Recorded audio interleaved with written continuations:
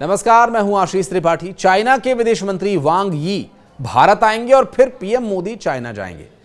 साल 2019 के बाद प्रधानमंत्री नरेंद्र मोदी का यह पहला चाइना का दौरा होगा। आखिर ऐसा क्या हो रहा है, चलिए इसी पर बात करते हैं। दरअसल अगले हफ्ते दिल्ली में एक बड़ा गेम होने वाला है। ये कोई स्पोर्ट्स गेम नहीं है। क्या गेम है, चलिए आपको बताने की कोशिश करेंगे, आप समझने का प्रयास कीजिएगा। चीन के विदेश मंत्री वांग यी अगले हफ्ते भारत के दौरे पर आ रहे हैं और यहां पर वो देश के एनएसए यानी national security adviser Ajit Doval के साथ बातचीत करेंगे। और ये दौरा एक ऐसे वक्त में हो रहा है जब अंतर्राष्ट्रीय कूटनीति में हालात बहुत तेजी से बदल रहे हैं। ट्रंप ये चाहते हैं कि भारत रूस से तेल लेना बंद कर दे। पाकिस्तान को अपने बगल में बिठाकर रखा हुआ है अमेरिका ने। उसके जो भिखमंगे आसिम मुनीर को वो पाल पोस रहे हैं, कुछ दिन से सेवा खातिर पानी हो रही है। ये सारी बातें हैं सोशल मीडिया पर कई अलग अलग तरीकों से, मीम्स के तरीके से वायरल हो रही है। ऐसे में चीन और भारत की नज़दीकी उनके माथे पर बल लाने के लिए काफ़ी है। अब टाइमिंग देखिए कि अमेरिका और भारत के रिश्ते इस वक्त बहुत तल्ख मोड़ पर है। मिर्ची दरअसल डोनाल्ड ट्रंप को इस बात की लगी हुई है कि वो बार बार रूस से तेल लेने का विरोध कर रहे हैं। भारत रूस से तेल ना ले, क्यों ना ले तेल?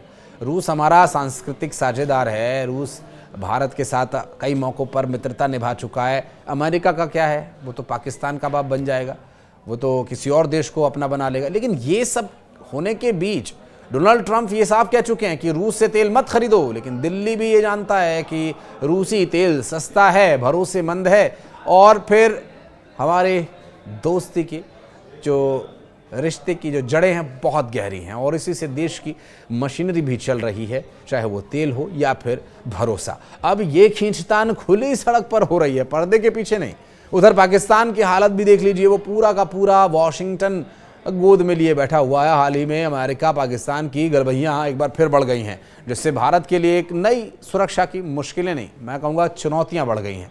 मुश्किलें आसान करना, उन्हें चुनौतियों में तब्दील करना और फिर उन चुनौतियों का सामना करना हमारे देश के सभी जो एजेंसी प्रमुख हैं वो जानते हैं और ख़ुद एनएसए इस बारे में बहुत गंभीर रहते हैं।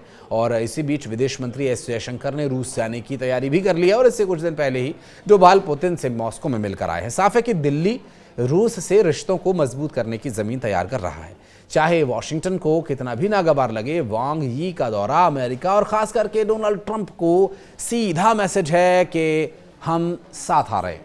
वांग यी का ये दौरा खास है क्योंकि बहुत लंबे वक्त के बाद यहाँ आ रहे हैं। डोकलाम लद्दाख और सीमा विवाद के बाद से बीजिंग नई दिल्ली की बातचीत बहुत स्लो मोड में चली गई थी और अब चाइना ये परखने के लिए भारत आ रहा है कि यहाँ कुछ नरमी आई कि नहीं आई, भारत मुलायम है या सख्त। और हाँ, ये सब उस वक्त में हो रहा है जब पीएम मोदी बहुत जल्द शंघाई सहयोग संगठन यानी एससीओ के मंच पर जाने वाले हैं और यहाँ जहाँ पर चाइना और रूस दोनों मौजूद होंगे। दिल्ली में वांग यी और डोभाल की बैठक को उसी एससीओ के फ्री गेम के तौर पर भी देखा जा रहा है। दरअसल प्रेसिडेंट ट्रंप की शुल्क नीति से अमेरिका और भारत के रिश्तों में जो एक तनाव की स्थिति देखने को मिल रही है, उसे ख़त्म करने को लेकर दोनों की तरफ से किसी तरह की कोशिश होती अभी फिलहाल तो नहीं दिख रही है। चीन और रूस के साथ संबंधों की ऊष्मा को तेज करने की कोशिश ज़रूर साफ दिखाई दे रही है और सूत्रों ने बताया कि वांग यी 18 अगस्त 2025 को नई दिल्ली आएंगे और संभवतः उसी दिन भारत चीन के बीच गठित समिति की बैठक भी होगी और दोनों देशों ने सीमा विवाद का स्थायी समाधान के लिए विशेष प्रतिनिधि स्तर की वार्ता की व्यवस्था की है। इसमें चीन का जो प्रतिनिधित्व वहाँ के विदेश मंत्री करेंगे, जबकि भारतीय दल के एनएसए इसकी अगुवानी करेंगी। अगले हफ्ते इस व्यवस्था के तहत 24 वार्ता होनी है।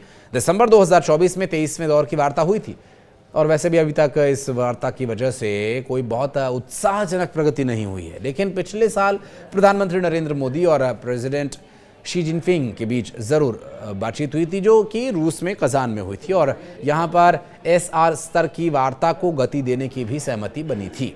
यही है वो सिर्फ 8 महीने का अंतराल हो चुका है, दूसरी बैठक अब आयोजित होने जा रही है और वांग यी के विदेश मंत्री एस जयशंकर से भी अलग से मुलाकात की संभावना यहाँ पर जताई जा रही है और माना ये भी जा रहा है कि इस बैठक में एससीओ के सम्मेलन के दौरान जिनपिंग और मोदी की मुलाकात के एजेंडे पर भी बात होगी। विदेश मंत्रालय के उच्च पदस्थ सूत्रों ने सितंबर 2025 में प्रधानमंत्री नरेंद्र मोदी के अमेरिका जाने की संभावनाओं को फिलहाल खारिज कर दिया है और इस संबंध में कुछ मीडिया संस्थानों के द्वारा प्रकाशित खबरों में यह कहा गया कि प्रधानमंत्री नरेंद्र मोदी UNGA यानी संयुक्त राष्ट्र महासभा की सालाना बैठक में हिस्सा लेने के लिए अमेरिका जाएंगे। अब जो रिपोर्ट्स सामने आई हैं उनमें यह भी बताया जा रहा है कि मोदी की वहां अमेरिका के प्रेसिडेंट डोनाल्ड ट्रंप से भी मुलाकात होनी है और जहां दोनों नेताओं के बीच कारोबार से जुड़े मुद्दों पर आपसी विभेद को समाप्त करने की भी कोशिश होगी। सूत्रों का यह भी कहना है कि सितंबर ही के आसपास भारत में क्वाड शिखर सम्मेलन संभावित है और इसे लेकर क्वाड के चारों देशों भारत, अमेरिका, जापान, ऑस्ट्रेलिया के बीच संपर्क बना हुआ है। राष्ट्रपति ट्रंप पहले ही इस बैठक में हिस्सा लेने के लिए भारत आने का वादा कर चुके हैं और ऐसे में पीएम मोदी के सितंबर 2025 में अमेरिका जाने की संभावनाएं काफी कम है। हालांकि अभी अंतिम फैसला नहीं हुआ है। अक्टूबर 2024 की बैठक के दौरान पीएम मोदी ने चीनी राष्ट्रपति से कहा था कि सीमा पर शांति और स्थिरता बनाए रखना उनकी प्राथमिकता बनी रहनी चाहिए। बैठक में उन्होंने ये कहा कि ये 5 वर्षों के बाद हमारी पहली औपचारिक बैठक है। हम सीमा पर हुए समझौतों का स्वागत करते हैं।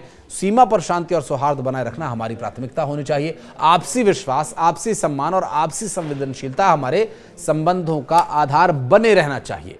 उनका यह भी कहना है कि मुझे विश्वास है कि हम खुले दिल से बातचीत करेंगे और हमारी चर्चाएं रचनात्मक होंगी। इस बीच शी जिनपिंग ने कहा कि भारत और चीन के लिए अधिक संवाद और सहयोग करना, मतभेदों और असहमतियों को उचित ढंग से संभालना महत्वपूर्ण है। उन्होंने कहा कि दोनों देशों के लिए यह भी महत्वपूर्ण है कि वे अपनी अंतर्राष्ट्रीय जिम्मेदारी निभाएं और विकासशील देशों की ताकत को और एकता को बढ़ावा देने के लिए उदाहरण स्थापित करें। लेकिन अब देखना यह होगा कि अमेरिका की हरकतों पर भारत चीन संबंधों का क्या कोई दूरगामी परिणाम होगा। कमेंट सेक्शन में बताइएगा अगर आप कुछ कहना चाहते हैं तो। धन्यवाद।